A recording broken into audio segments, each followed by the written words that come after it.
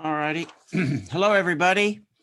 Good afternoon, and welcome to another in our series of webinars dealing with the Korean Peninsula. This one is sponsored by the International Association for Peace and Economic Development. We're going to be dealing with business and philanthropy in North Korea.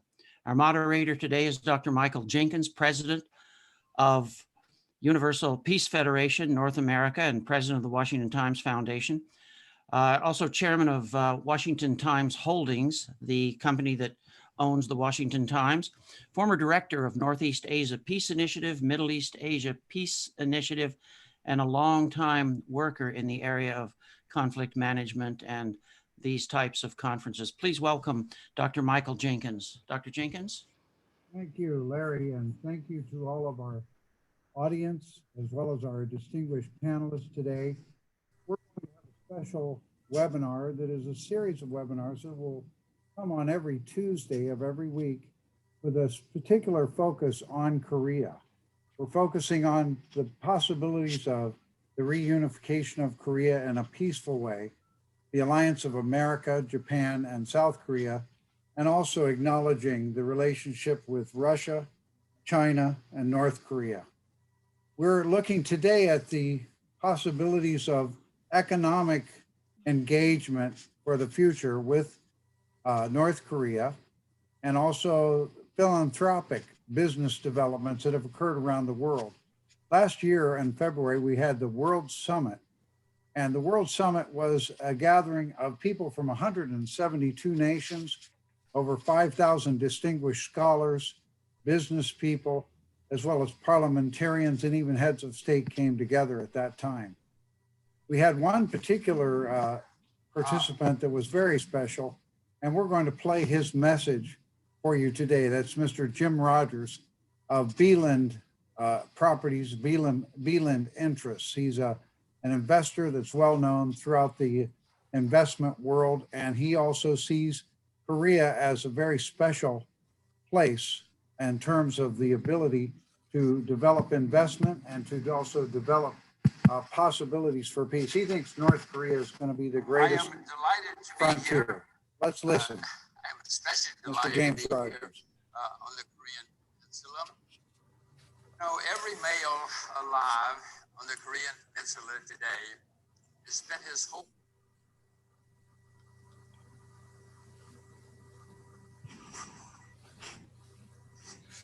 Just a moment. life worrying about getting killed. Everybody. Because for the last 75 or 80 years, there's been the threat of war on the Korean Peninsula. You imagine, I mean, I'm not Korean, so I haven't lived with this threat hanging over my head. It has been going on a long time. And can you also imagine how much money South Korea has spent on defense in the past 75 years? Can you imagine how much money North Korea has spent on defense in the past 75 years? Both of these countries have spent staggering amounts of money, especially in the North. That's their main emphasis, spending on defense. This is going to come to an end soon, in my view.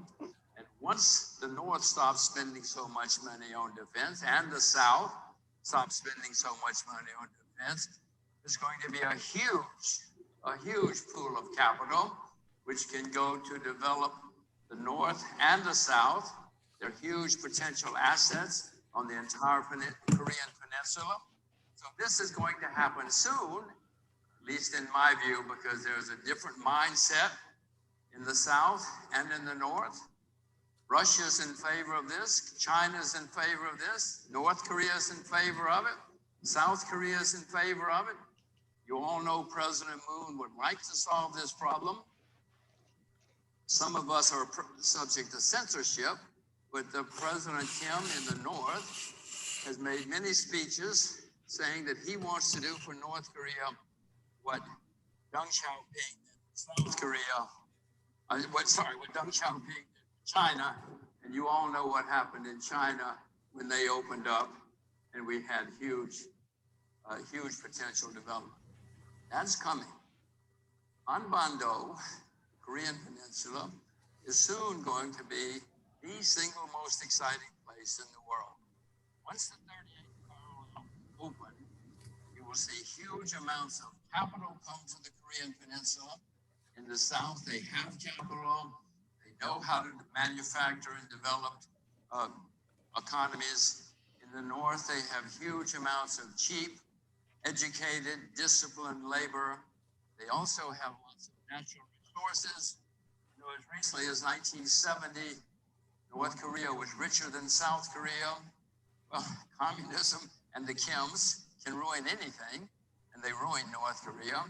But now, President Kim wants to have a new life, a new country. South Korea is ready for change. Russia is ready for change. China is ready for change. Japan is against it because they don't want to compete with an open Korea. But it's coming, and when it comes, you can tell all of the males in Korea Peninsula, you don't have to worry about getting killed anymore, because we're going to have peace on the Korean Peninsula. Some more changes that have to be made in Washington and other places. But when it comes, this conference is in favor of interdependence. You're going to have perfect interdependence on Hanban, the Korean Peninsula, which is going to lead to great prosperity.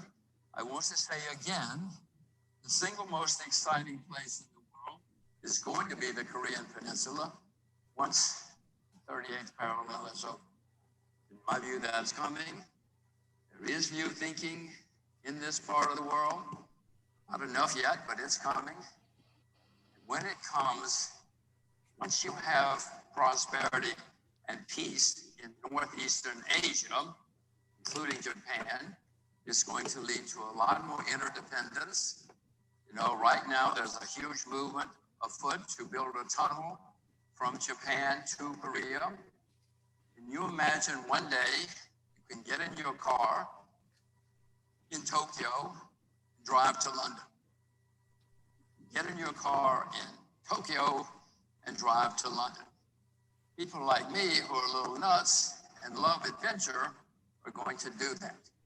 I'm going to get my daughters, we're going to get in our car in Tokyo and drive to London, through the tunnel, through South Korea, through North Korea, through Russia, and through China, and off we go.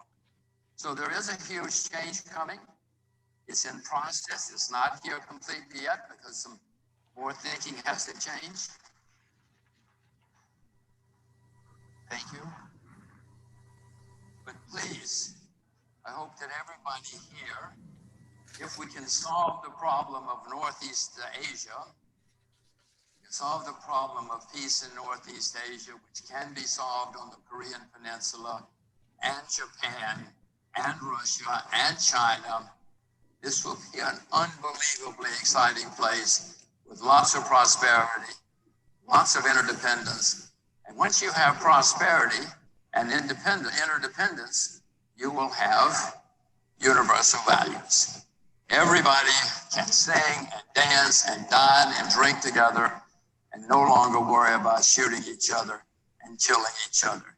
So I'm very much in favor of interdependence, mutual prosperity, universal values, and peace in Northeast Asia. Thank you. Thank you.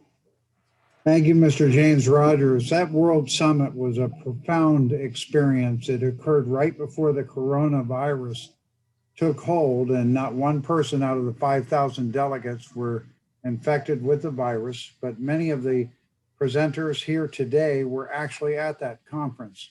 We have a wonderful lineup. We have Mr. Tom McDivitt of the Washington Times. Then we're going to hear from Dr. Alexander Manzaroff of Georgetown University. After that, we'd like to invite Mr. Bill Bennick from Texas to be on, and then Colonel Al Short will wrap it up. Each participant and panelist has been asked to just share 5 minutes of their thoughts on how we can engage through business different countries for peace, and especially when that door opens for North Korea, which we believe it will. How will that philanthropic or other business activities help us to understand how to develop a country so away from war, away from conflict? At this time, I'd like to introduce Mr. Thomas P. McDivitt. He's chairman of the Washington Times. He's also chairman of H.J. Magnolia, which is a consortium of companies in the United States and throughout the world. He's the North American chairman. He deals with manufacturing, they deal with shipbuilding, they have hotels, they also have fishing industry and the Alaska Bering Strait. And of course, it also is owned, the owner of the Washington Times. So I'd like to introduce for you, who will give us really an overview of the business possibilities and engagement, particularly focused on North Korea and the North Korean situation. Let's welcome Mr. Thomas P. McDivitt, chairman of the Washington Times. Thank you, Dr. Jenkins. It's great to see you again. Is my volume okay? Larry, can you hear me okay? Everything all right? Yes, you're fine. Welcome again. It's great to be also with my good friends, Colonel Al Short and Bill Benek and Professor Monseroff. It was great to be in Korea together not quite a year ago. And boy, the world really has changed a lot. I'd like to talk about three big things. First is leadership and purpose related to the Korean Peninsula. Second is a concept of strategy in which business is a key element among others. And third is the territory that we're dealing with, which is global. And the amazing foundation that UPF has set up. I see Dr. Walsh in our audience. It's great to see him. And also my good friend, Mr. Cook, who's with Sege Ilbo. So I hope Sege Ilbo will cover this today. First about leadership and the center of the question. The question is the significance of the Korean Peninsula. Why are we so focused on it? Why is it a concern going back to Reverend Moon and Mrs. Moon's work in their ministry 40, 50 years ago? It has a role that's not unlike Israel, if you will, in the sense that it represents the center of major cultural change. And it really is the remnant of the Cold War. The divided North and South Korea represent that remnant that was never resolved fully. And so we're still facing the repercussions of that. It's the tip of the spear in the sense of China. And resolving the Korean Peninsula, as Jim Rogers likes to point out, will make Korea the hottest place on earth to invest. That's from just purely an economic standpoint. Suffice it to say that solving the Korean Peninsula is the greatest geopolitical issue on the planet in our generation. That's why President Obama said to President Trump when he handed off the White House, it will be the most important issue that you deal with. Leadership. I don't think there's anyone in the world that has dedicated more of their time and effort and heart and sweat and blood and tears to the resolution of the issue of Korea than Reverend and Mrs. Moon, Reverend Sun Myung Moon and Dr. Hak Jahan Moon, who is now leading this effort. They represent a quality of leadership that's comprehensive.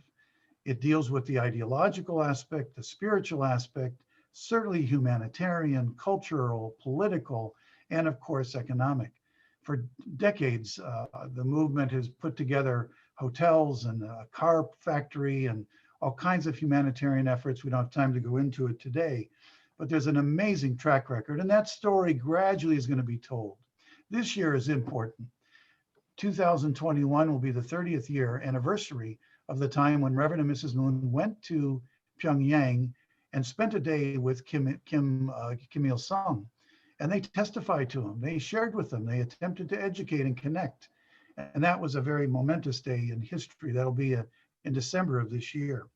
So there's leadership and a consistent focus on that area of the world. That's important to recognize. Second, under Reverend Dr. Hak Jahan Moon's leadership, who we affectionately called our true mother, she has set up an architecture here that UPF and other organizations are working on that is multifaceted.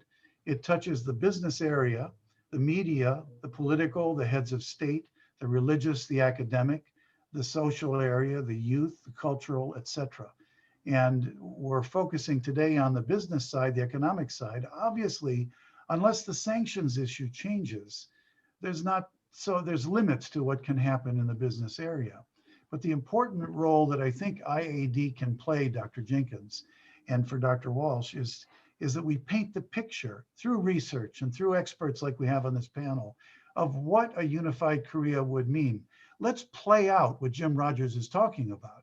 And RAND Corporation has done great work. Other think tanks have done work.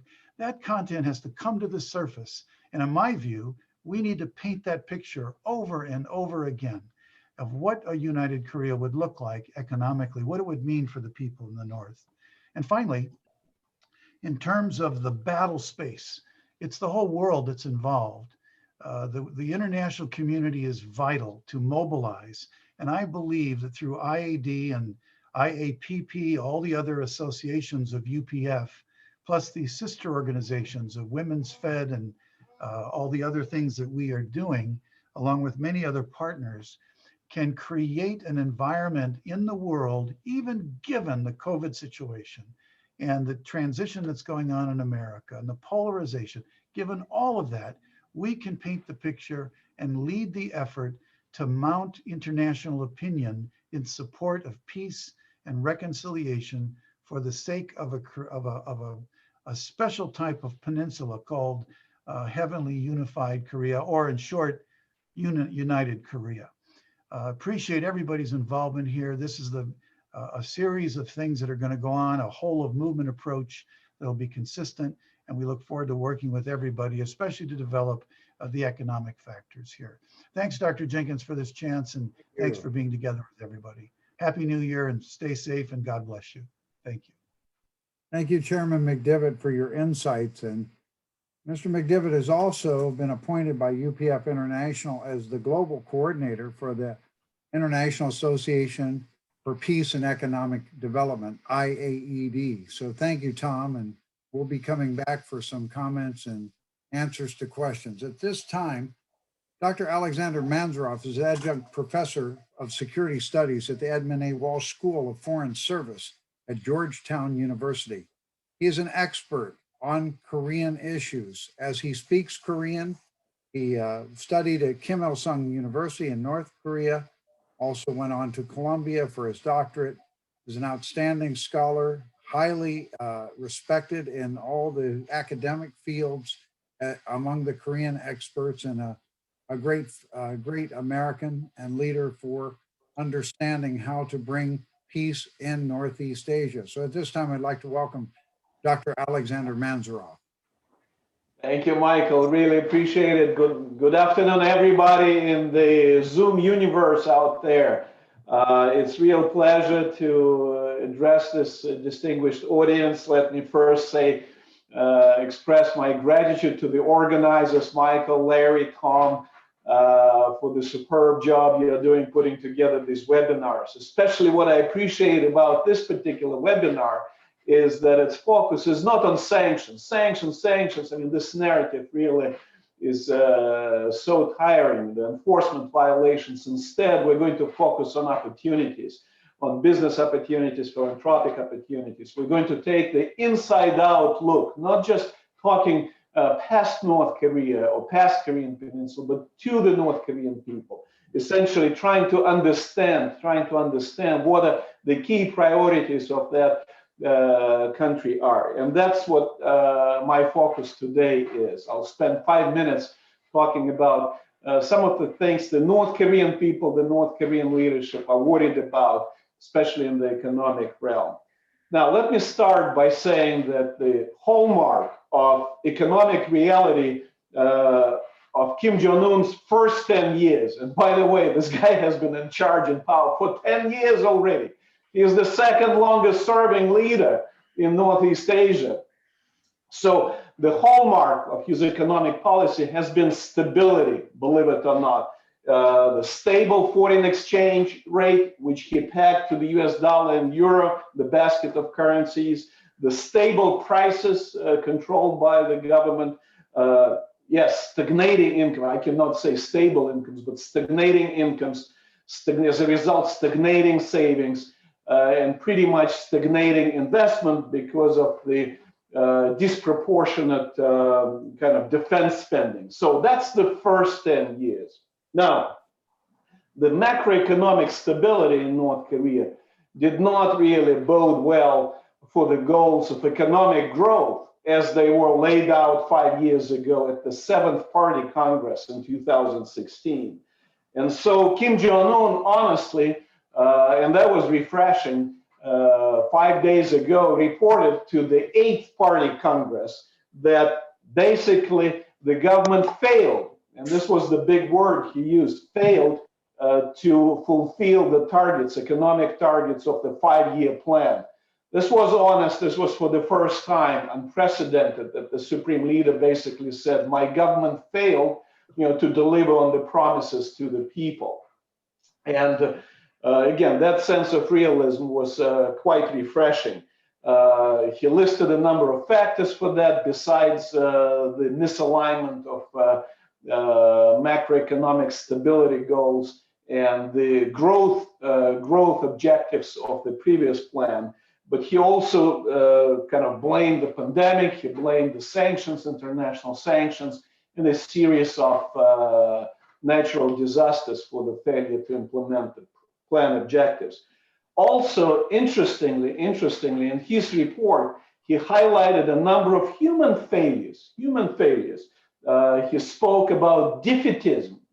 Some party officials, government officials, they basically felt defeatist. They were more worried about self-preservation before hardship, I'm quoting here, than anything else. He highlighted bureaucratic red tape, the lack of discipline, and also for the first time he began to talk about the abuse of power by government officials and the C word, the big C word, corruption. We've never heard it before from North Korean leaders at such a prominent platform like Party Congress, that he basically said corruption is the problem, abuse of power is the problem in my country. Now, the new 5-year economic plan, which he laid out in his report, essentially has the same traditional focus, and that is economic growth. Whether they will be able to achieve it or not, time will tell 5 years from now. But economic growth based on self-reliance and central planning. These are traditional North Korean concepts. What's new, I would say, is the focus of the economic policy. Kim Jong-un said must be, quote unquote, reality-friendly and people-friendly. This is something new. We haven't heard that language before. So basically speaking about the reality, sanctions, lack of trade with China, and essentially collapse of foreign trade overall. Now he set out a few investment priorities for the country, very traditional, the growth of heavy industries, especially steel, chemical industry, growth of agriculture. Again, the goal now is self-sufficiency in grain production. It's always been, it's been the goal of that country for 70 years. We'll see whether in this plan they'll be able to reach it. And finally, the light industry, the consumer electronics and all that. Now, we now know that the savings in the country has been growing because the people's buying of consumer products especially is slowing down. It's actually diminishing significantly due to the border restrictions and some of the government policies. Now, we also observe the appreciation of the Korean won, believe it or not, against both the dollar. 13% the Korean won appreciated in the past 3 months, as well as against the Chinese yuan, almost 40% in the past 3 months. And that's unusual. That's really, in my opinion, unsustainable in the long run. And the causes of the appreciation of Korean won, they're not really clear.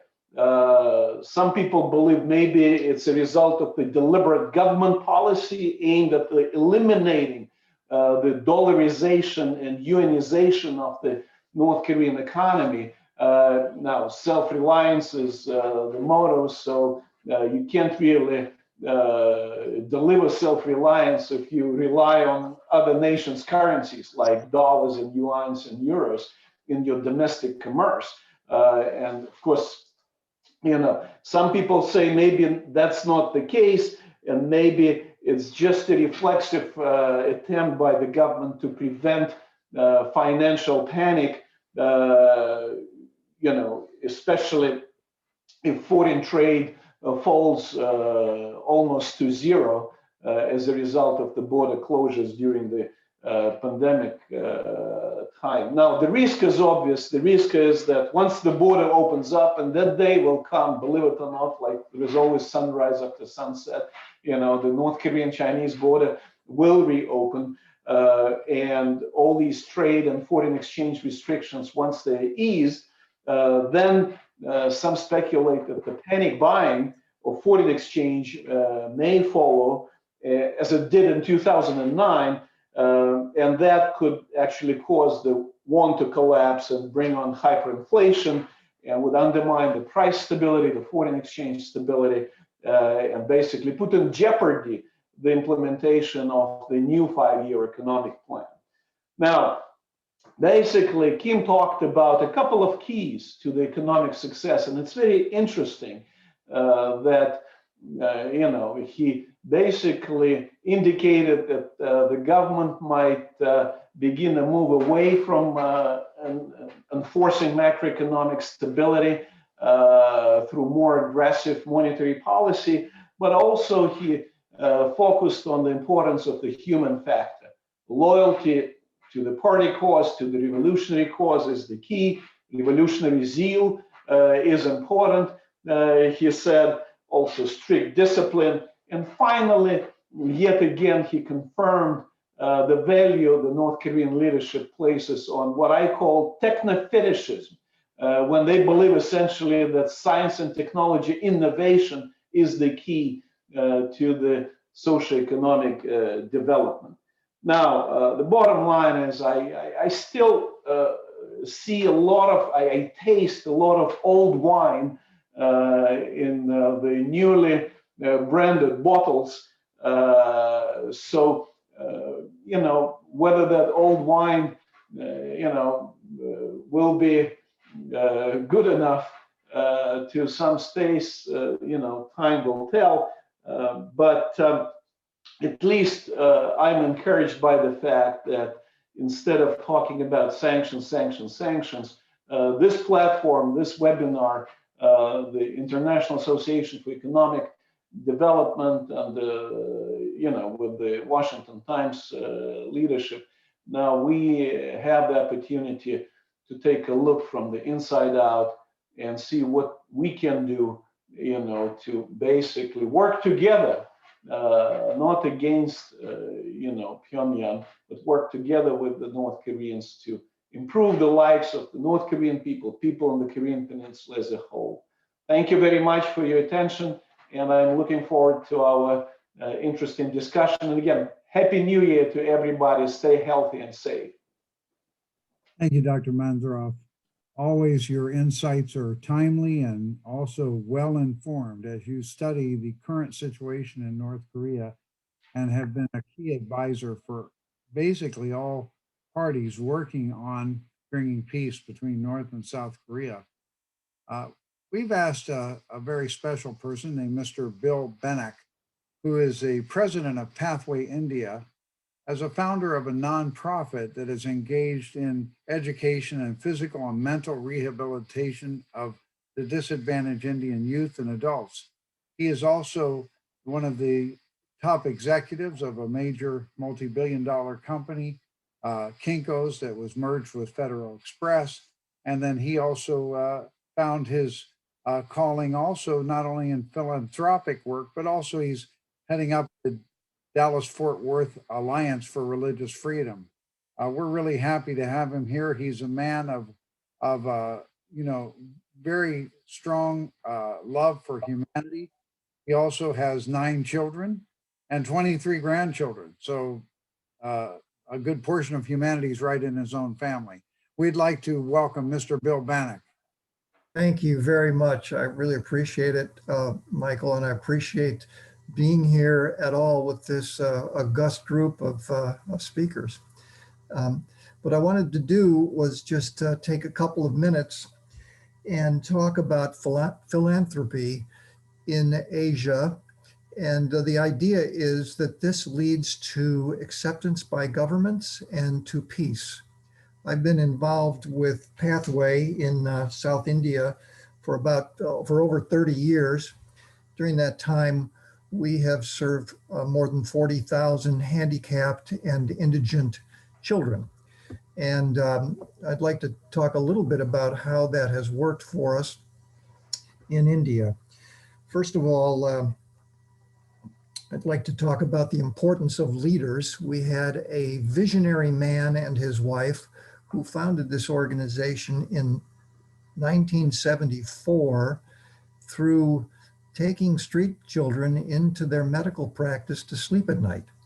My friend, who was a lawyer for the Gandhis, a judge in the United States, and lawyer internationally, met Prasad and marshaled a group of us in the United States to support him financially. It started out as a very small thing. We ended up building a large facility in a, really it was a depressed area of Chennai, India, and then purchased later in 2000, year 2000, purchased 65 acres about 80 kilometers outside of Chennai, on which we built a village, including a school, a hospital, dormitory facilities, farm facilities, and so forth. And that is where the majority of our children over the years have lived and been educated. We have a K through 10-year school there, and then we help the children along through college, and are very excited that this last year in particular, we've started hiring back some of our graduates, our abled graduates, to help run the organization in India. They have a natural love for the facility where they grew up, and they now have great skills. I could talk quite a bit about what's happened at Pathway over the years, but I'm not going to really get into that. What I'm going to talk about is the relationship of NGOs and governments. China, India has had a very Hinduistic, nationalistic government for the last 7 years. And during the course of that time, about 20,000 NGOs have been decertified and put out of business, including the Ford Foundation, Bill and Melinda Gates Foundation, and others. And the reason that NGOs in India have gotten into trouble relates primarily to the desire of foreign parties to get involved in India's national affairs. So we have gone out of our way to make sure we don't do that. We are there to help the needy, to uplift the downtrodden, to feed those who are hungry, to clothe the naked, the very things that I consider to be true Christian charity. And we've not gotten involved in any of the government issues, and we've tried to stay very, very upright in terms of being a non-religious, non-sectarian. We try to be completely open to all people, all castes, and there are many in India. And what's happened over the years is we've gone from a situation where the Indian government has in the past given us some grants, and then after we got the grants, we never received any money, to the place where during this last COVID year, we've become a real partner of the government. And I think they view us as a path to peace. And this is a sort of a path to peace that can exist in any country, I believe, in the world. And I'd like to give you just a couple of examples of what we've done since we met in Korea in February of last year. So it's been a very hard year for a lot of people in so many ways. India has a tremendous problem with COVID. They did some things that weren't very smart in my mind.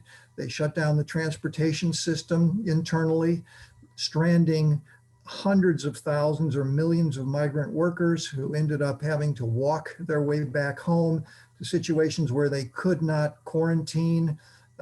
Lots of stories of people quarantining on platforms they built in trees around their neighborhoods. And it was just a terrible situation. We, of course, with our 400 or so residents, ended up sending most of those residents back home. We ended up with a group of about 30 tremendously disabled individuals staying with us who had no family connections at all. But the 300 or 400 who went home, what we've done is we decided we'd continue our efforts. So we provided food supplements for those kids, have over the entire course of the year. Every month they get a stipend from us for food. We've continued to provide online education. We've kept our entire 120-person staff in place. We've helped those who had greater needs with food supplements. We've been able to provide medical therapy to all of our residents. And then we went way beyond that. By getting in good graces with the government, we've been asked to help provide food and sustenance and provisions to hundreds of families. In fact, more than 2,000 families in the 13 surrounding villages near our major facility. And we've been able to provide them cash. We've been able to provide them food. Our farm, our 65-acre farm this year was tremendously successful because of good weather. So we were able to provide rice and peanuts and watermelon and eggplant, all sorts of vegetables and fruits to the people who lived around us, in addition to cash. The 30 handicapped people who stayed with us were able to help make masks and provide we provided disinfectants to first responders in the areas around where we are.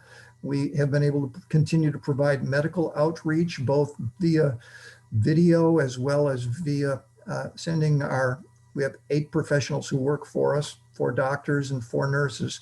So we've been able to very, very carefully send them out. And the reason I'm going through all of this is because I think this contributes to peace and goodwill in the world. The fact that Pathway is supported by international donors is recognized by the country of India. They appreciate it. They're not trying to run us out. They're trying to boost us up.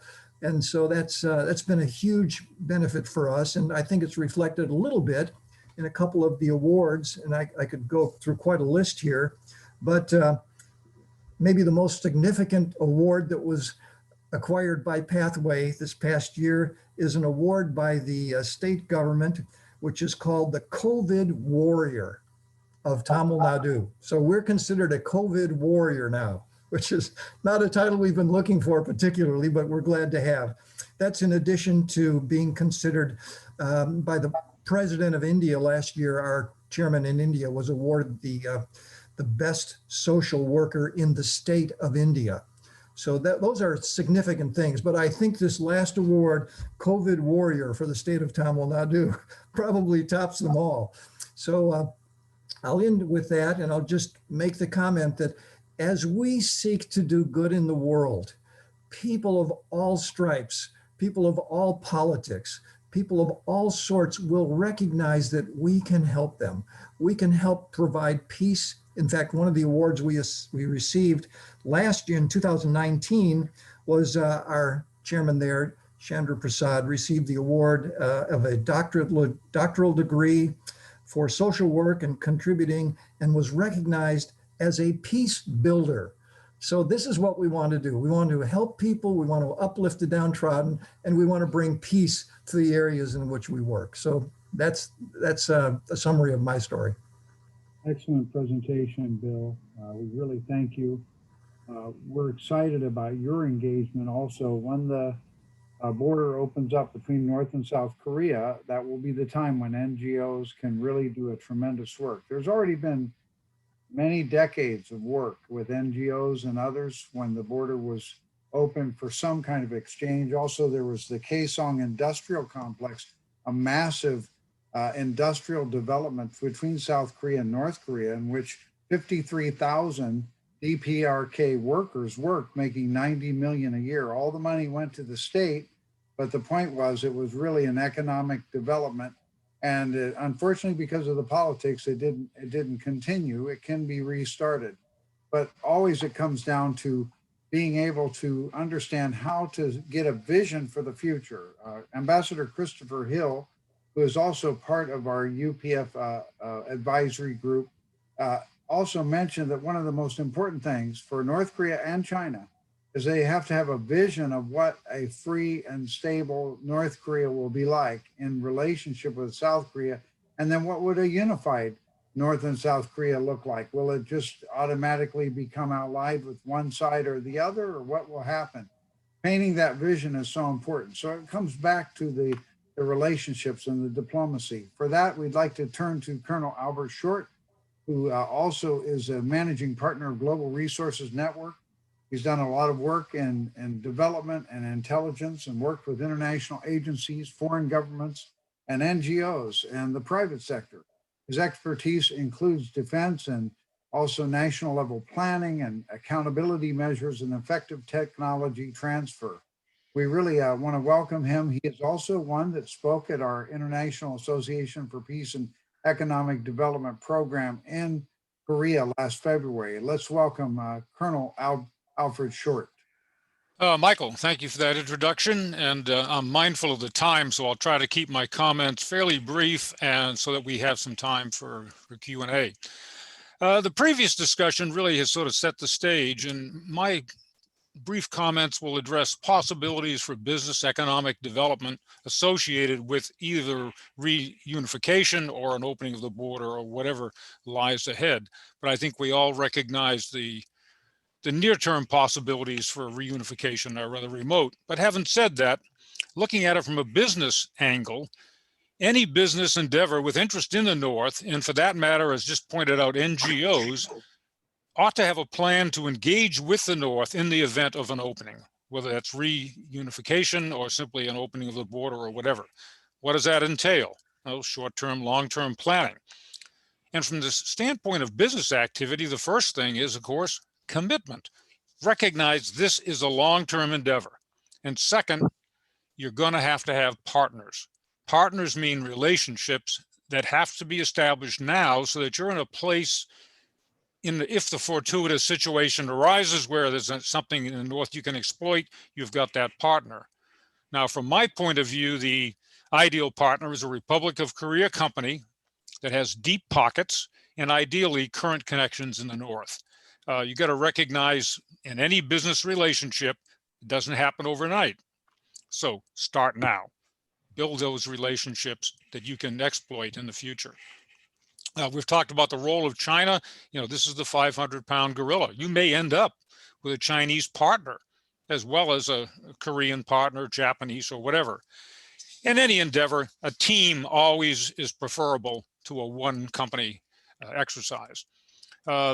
If you're a US or a multinational firm that's interested in future investment in the North, you have to consider, what do you bring to the table that will interest your partners?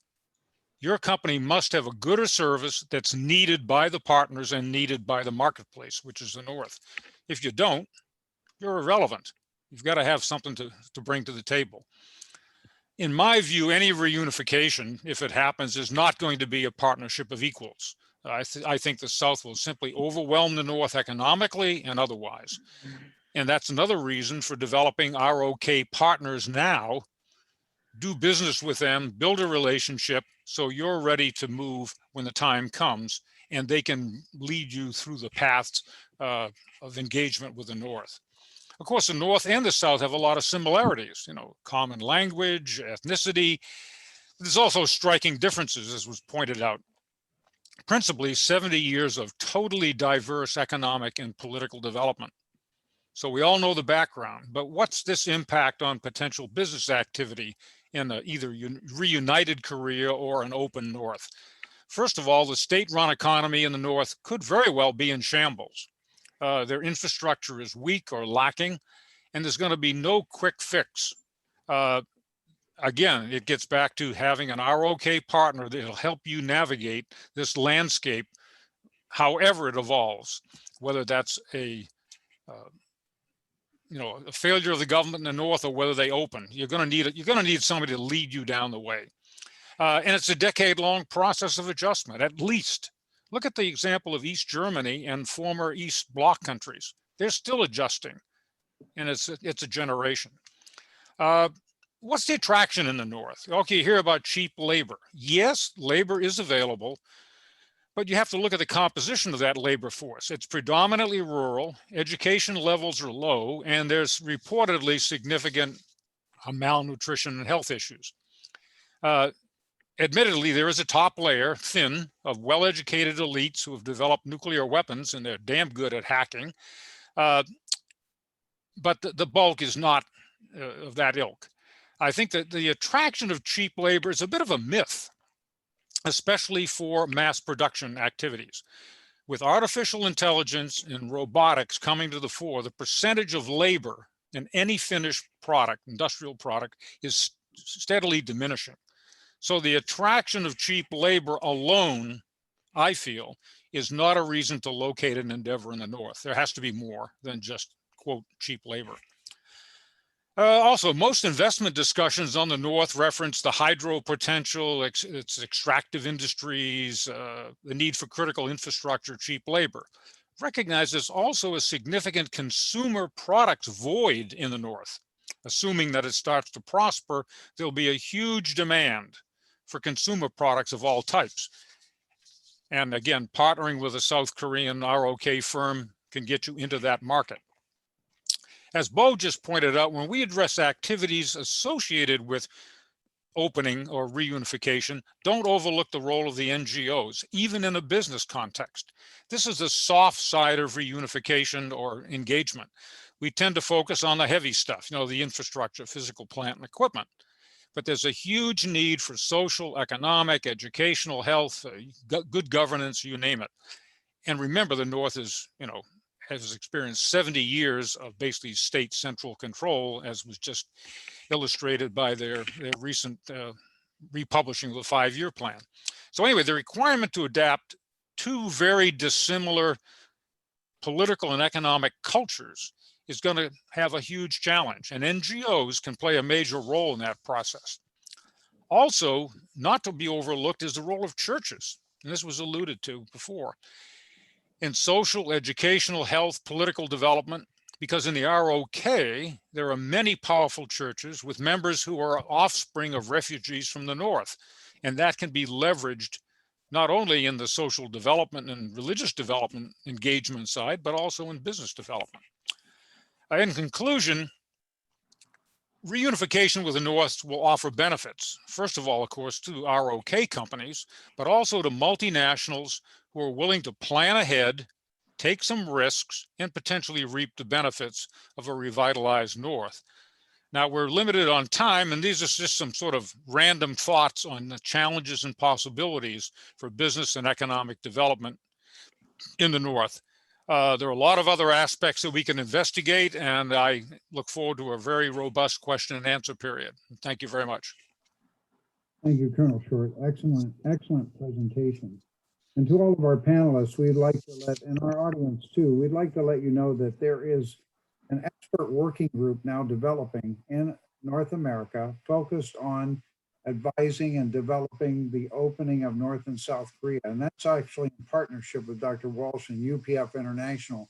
We're asking all the countries of the world that are part of UPF, over 175, to join in, bring their expertise so that we can prepare, because Dr. Moon, our founder, sees the opening coming very soon. He has a very strong intuition that this opening will come faster than we think. And if you remember, when the Berlin Wall came down, it happened so fast. We've got to be prepared. So in that preparation, I would like to call on Mr. McDivitt to ask, what is the main thing that you think will open up the relationship of North and South Korea?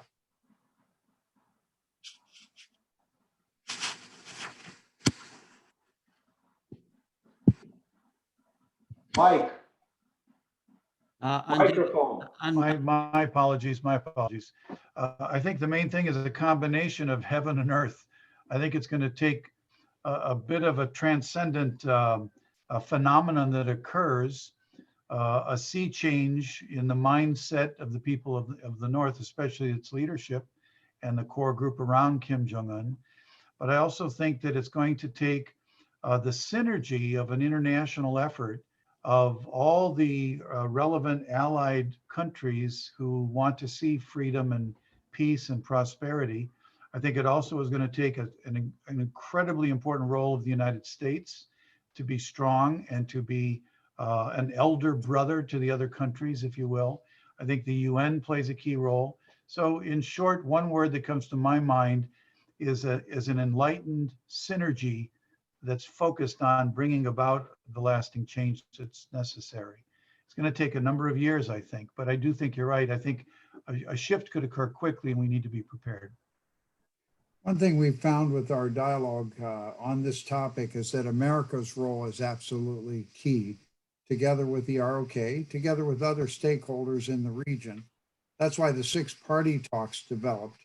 And I'd like to ask Dr. Manzaroth, what do you think is the best path for the new administration towards achieving an opening and a dialogue and eventually allowing NGOs and economic development to go to the north? In addition, is Kim Jong-un interested in economic development for his country more than he is holding his position is? Michael, thank you very much for your question. It's a difficult question. Everybody is asking it. Let me basically kind of tie it with one of the questions in the chat box, and that is, how do we convince Kim Jong-un that the war is over? Because that will help us resolve our difficulties with him. And of course, the real issue is the war over, or is it being waged by other means?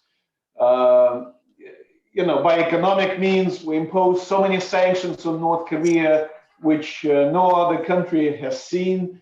By diplomatic means, we isolated that country throughout the world and we punish its diplomats. We try to convince other countries to shut down its missions and sever diplomatic and consular relations. We're waging informational warfare against North Korea. And of course, the personal relationship between the North Korean leader and our incoming leader, president-elect, is awful. I mean, remember presidential debates when candidate Biden called Kim Jong-un a thug and compared him with Hitler. And in response, the North Korean media labeled our president-elect as a rabid dog. I mean, we haven't seen that kind of language even in the worst times of the Bush years. So to expect much, to have any optimism about our two countries kind of starting off on a good ground, I mean, it's hard, really. It's to be optimistic, at least initially. So, again, in light of the all but Trump policy towards North Korea, which is widely expected to come out from the Biden administration, again, President Trump was able to forge a special personal relationship with the North Korean leader. And, we had a period of detente and warming up in our relationship, despite, again, the rhetoric of maximum pressure. But the top-level engagement created the favorable environment, at least, for an in-depth conversation, developing some mutual understanding. If this maximum engagement, from the top policy is going to be junked, and our conversations will be relegated to the low-level working, level officials, there will be just propaganda exchanges. We're not going to move far away. So again, with a new interest in the Biden administration in multilateral efforts, we can expect that probably, some new multilateral initiative will be launched, perhaps even at the presidential envoy level. But again, relations with Russia, relations with China, there's so much strain. Japan-Korea relations really strained, and they just got a little bit more complicated a couple of days ago, as you know, as a local court in South Korea made yet another decision on the comfort women's issue, which the government of Japan denounced strongly. So it won't be easy to relaunch the multilateral process, but if that were to happen, then again, we will need to moderate our goals and lower our expectations, because CVID, complete, verifiable, irreversible dismantlement of the North Korean nuclear program, that's, in my opinion, it's out of the question. It's like, our commitment to nuclear disarmament, which the United States and other P5 countries made in 1968, and we're still, trying to get to nuclear disarmament. But arms control, strategic arms control, if that were to be made the objective for those multilateral talks, of course, assuming that we're willing to offer some sanctions relief and open ways for humanitarian exchanges, that might make some progress. But so far I tend to be more pessimistic than optimistic. Michael, there was one little question in the chat box. I'll spend 30 seconds answering it. The North Korean Central Plan, how it's doing. The track record is mixed, because North Korean economy, believe it or not, it's multi-layered. In the palace economy, it's doing well. In the second economy, which is focused on defense industry, the central planning is doing well. But of course, in the main economy, mainline economy, it's really, the record is pathetic, and Kim Jong-un actually complained about it during the Party Congress. And in the black economy, it's the invisible hand of the markets which prevails. So there is no central planning there. So again, the answer is it's mixed. The record of central planning in North Korea, just like everywhere else in the former communist world, it's mixed. Thank you, Dr. Manzarov. Bill, we'd like to ask you, when the North opens up, how will you ensure that philanthropic work and food and support doesn't get used to further support the regime and not help the people? That's the big fear. Rice has been sent by tons, billions of dollars worth of rice and things like that has gone to the North. How do you prevent it from just being used by the regime as a philanthropist? Well, that's such a great question. Let me also just comment that there are a number of countries that have diplomatic relations with the North, including India. And I think it's somewhat dependent on how those countries that do have good relationships with North Korea can posture all this with the regime there. We are very careful about where our funds go. We're not a highly financed organization, so we have to be pretty careful what we do there, and we take careful track of our Indian trust. There is no foreign person involved with the organization that we have in India. It's 100% Indian. I think an organization in Korea would probably need to be 100% North Korean, and that organization would have to take responsibility and have some credibility with the government. The government itself has to make the decision, we want to help our people.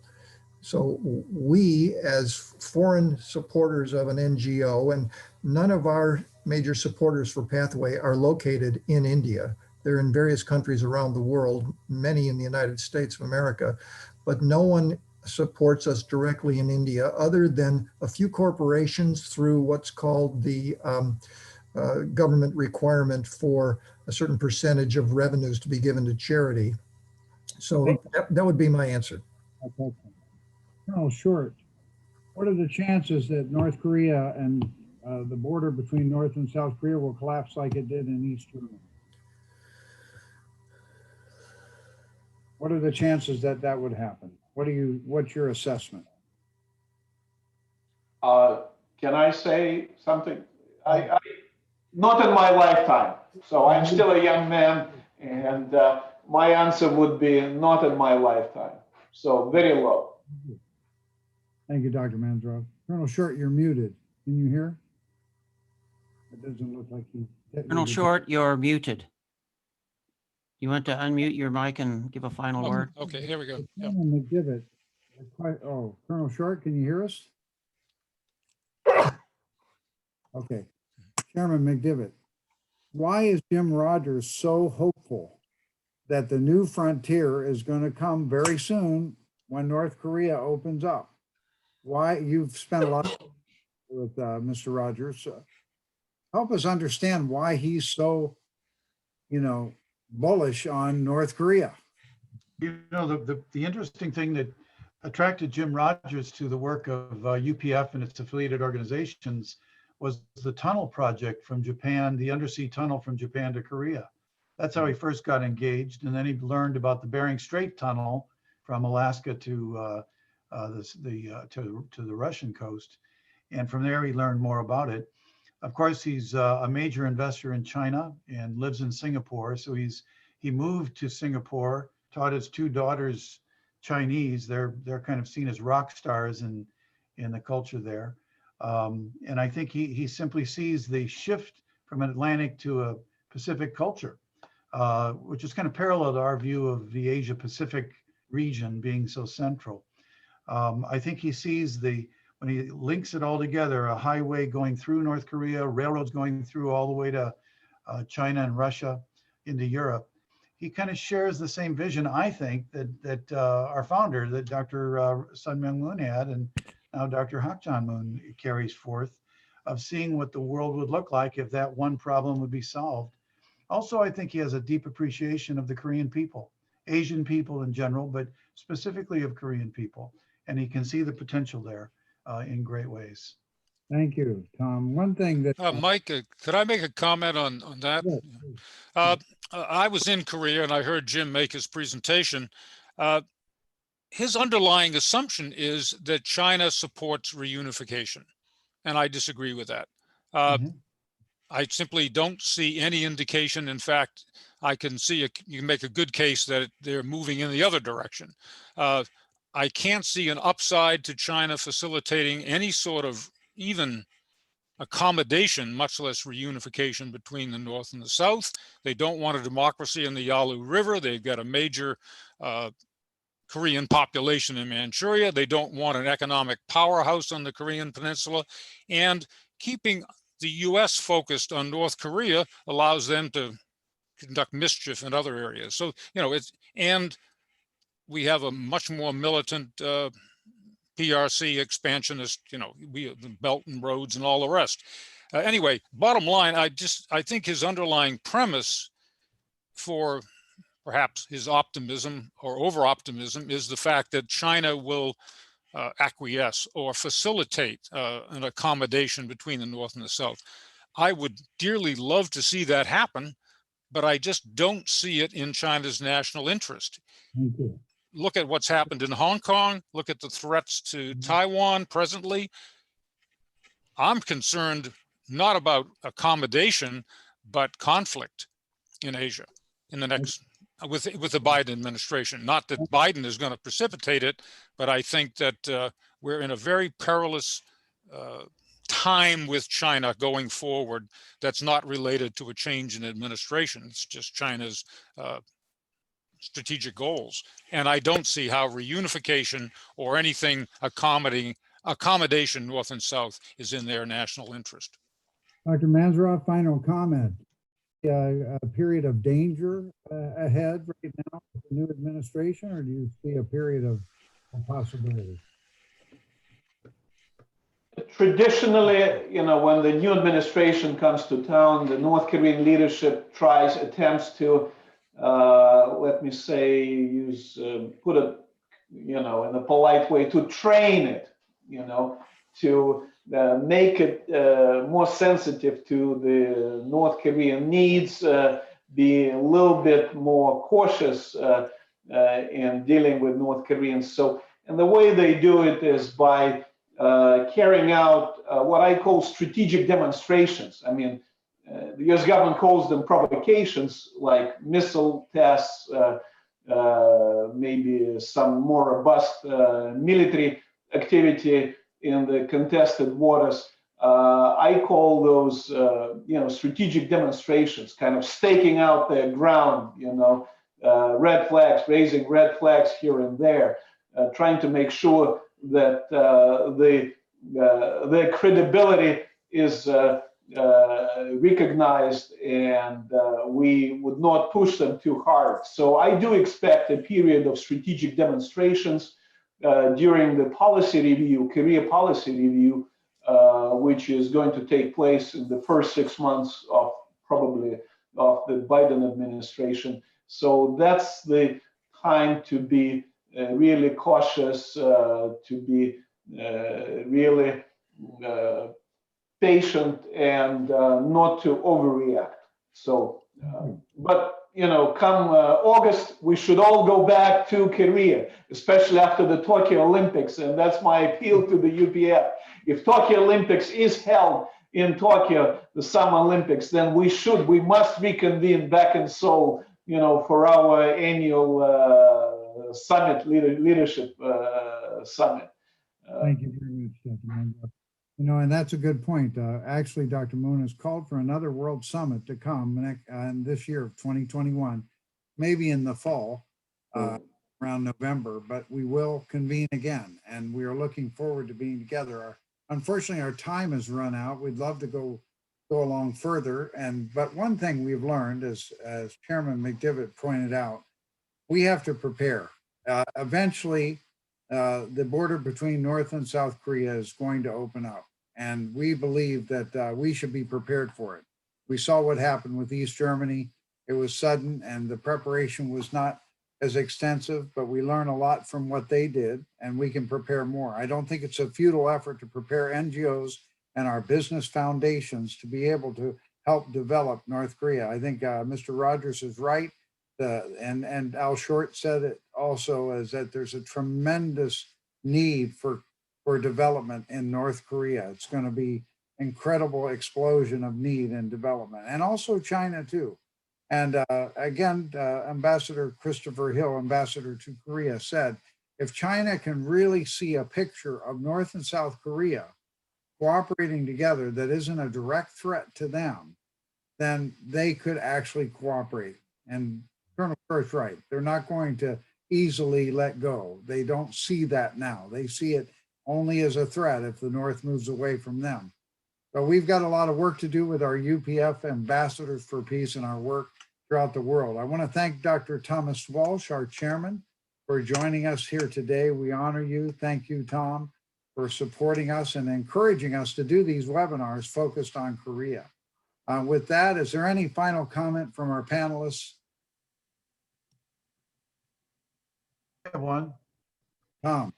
Dr. Jenkins, I would just like to invite everyone on the call. I see people from all over the world to get involved with the International Association for Peace and Economic Development.